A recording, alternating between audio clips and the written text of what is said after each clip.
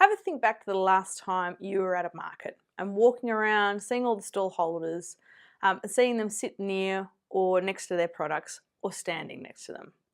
Which did you prefer? Which did you find more approachable? The people who were sitting back behind their products like this, maybe looking at their phones? Or did you find the person who was standing up, looking you in the eye so you were at the same height or at least close to it, smiling at you and engaging with you and looking approachable? Which ones do you think you would be more likely to talk to? Which ones do you think you'd be more likely to avoid? From observation and what I have seen, I have noticed that people tend to avoid the people who are sitting down. This happened quite a bit on the weekend at one of the markets we were at. My name's Lacey. My business is Money School and Maker Kids, and we provide stalls at markets for children that have their own businesses. We take the stall so the kids don't have to worry about things like insurance, stall fees and that kind of stuff, and they get the experience of running their own business and all the wonderful lessons that come along with that, including financial management. At the market on the weekend, we had several kidpreneurs. It was a long market, it was 4 hours, and usually we would try to do 2-hour ones, but most markets, when they've got high foot traffic, they want to run for 4 to 6 hours.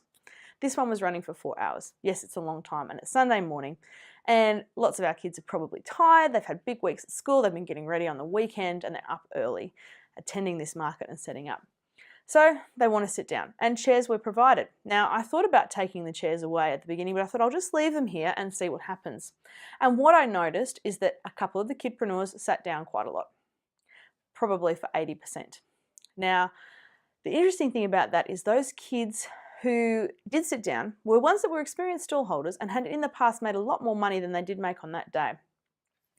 What I noticed is when they stood up, more people talked to them. More customers actually stopped. So instead of just walking past and glancing, they saw a smiling child and they talked to them. Now, one of our stall holders stood for, I think, pretty much the entire time, and she by far got the best reviews in terms of her engagement with people. One of the customers came up and told me, she was so impressed with this, that Sophia, her name is, had said, "Would you mind if I tell you the story of my products? Not, can I, stop there, or have you seen this for sale or whatever?" She wanted to tell her the story, which is a beautiful way of engaging. And because she was standing up and smiling and on a similar level to the person who was walking past in terms of eye contact, it was a natural thing to do. And that woman, who might not have stopped before, did stop and buy something. The difference between sitting down and standing up is huge.